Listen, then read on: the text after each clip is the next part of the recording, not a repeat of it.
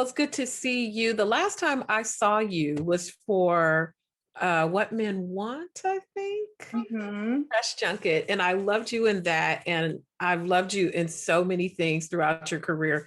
Before we talk about this project, you've had such a wonderful career, such a variety of roles. Do you feel like you get your flowers, or are people giving you your flowers enough? Because I want to give you some, because I've Oh, enjoyed a lot of your work, even the Wu-Tang. thank you so much. I I don't know if I've ever been concerned about getting flowers. I love the art. I've loved it since I was a little girl. To be able to do it and still be able to do it now is definitely a dream come true. Um, I'm just happy I'm still here, you know. But I appreciate you, and I love you for saying that. Thank you so much. But I've been able to work consistently, so I'm okay with just knowing and feeling that and being happy about that. Mhm. You have, and I mean, it's admirable, even from if I was a young actress, from a mentoring point of view, just to see the longevity, the variety, the uniqueness, the ability to adapt to all different types of circumstances. When you first started out, and everyone has goals for themselves when they start out, do you remember what some of your earliest goals were that you wanted to achieve? I just wanted to get on TV. I need to get on a TV show. I need to get on the Fresh Prince of Bel Air. I need to I need to get on there. And I didn't think I was ever going to get on there. But I ended up making it their last season. That's all I Mhm. wanted. And then after that, I wanted to get a movie. I was like, I have to do a movie. I need a movie.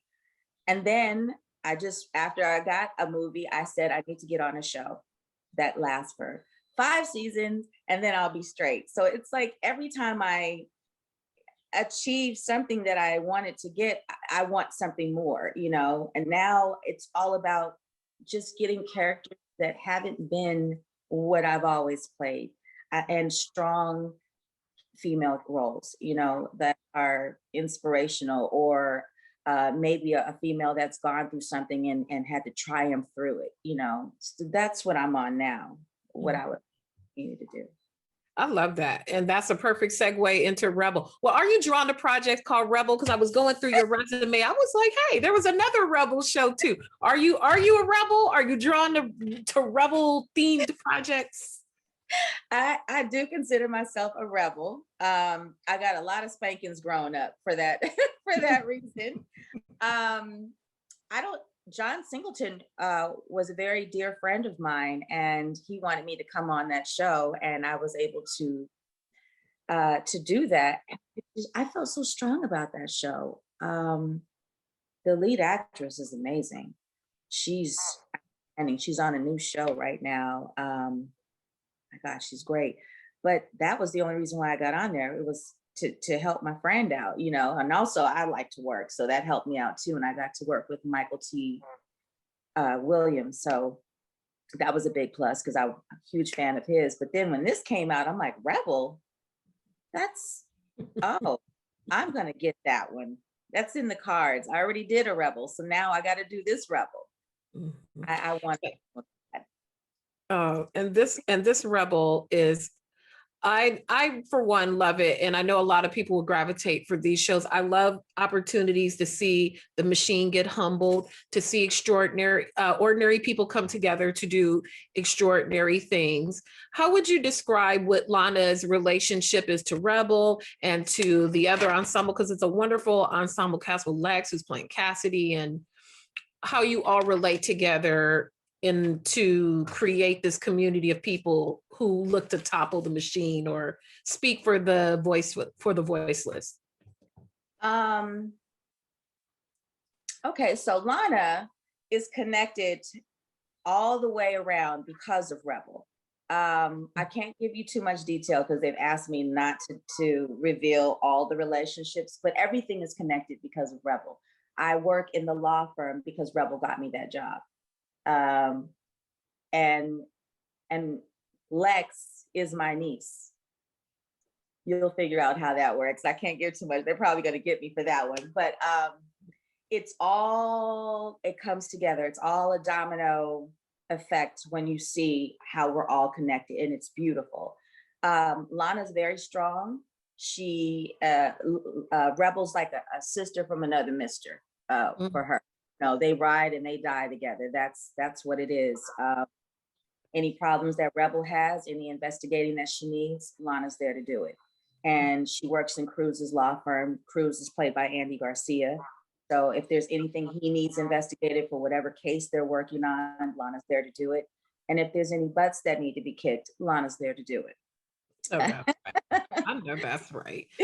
With being on this show reunites you with your ABC family after doing Castle and now back with this. What is that magic with you and ABC? Because it seems like you guys have a really good thing going. You know, ABC is great. I know a lot of people talk about diversity, television, but I have to tell you, and this is honest to God, ABC's always been diverse. My first show was Dangerous Minds, which was a spinoff from the movie Dangerous Minds, Annie Potts, and that was ABC long ago. And ABC seems to always hire me and look out for me, which has been a true blessing. If they think you're right for something, they want you to come in and read. And I don't mind reading. Some actresses are like, well, why don't I get offered? That's not getting a job. That's skating through. So I love to come in and read. And if I'm perfect for it or whatever, it doesn't matter if it's a guest star or a regular role, I'm in there. And that's the thing too. I think a lot of actresses look upon roles like that's too small, or that's like that's not enough meat for me.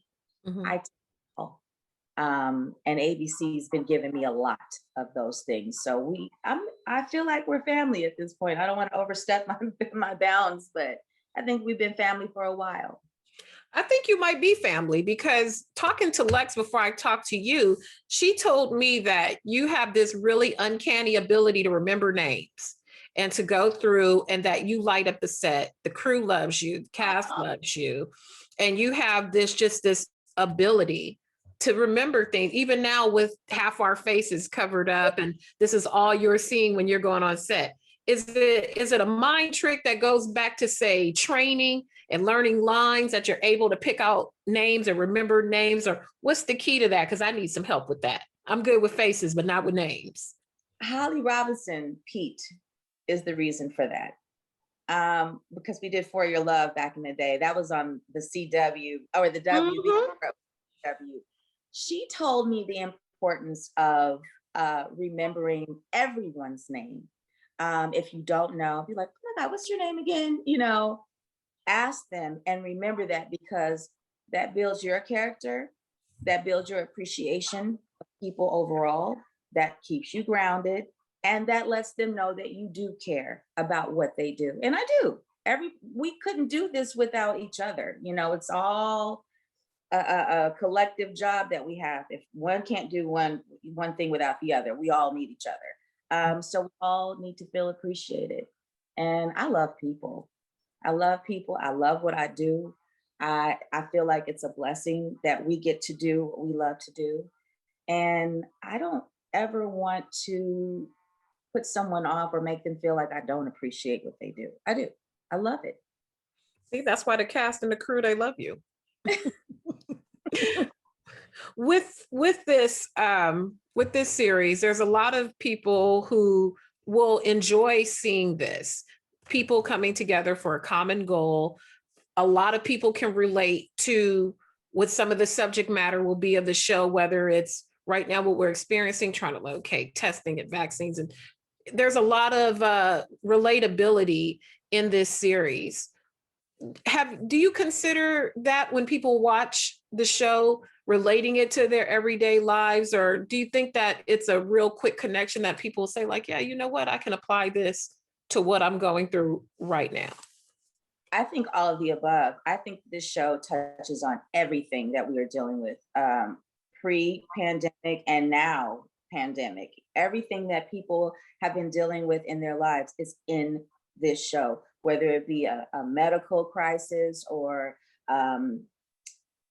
transgender or anything. It could be anything. This show is not a bunch of fluff. It literally goes in the way that life happens. So people are gonna love this. They're gonna identify it. They're gonna feel something from it, and I feel they will also be inspired to be more of an advocate for whatever is going on in their community and not being quiet. Getting out there and standing up for what you think is wrong to right it. It's a very inspiring show.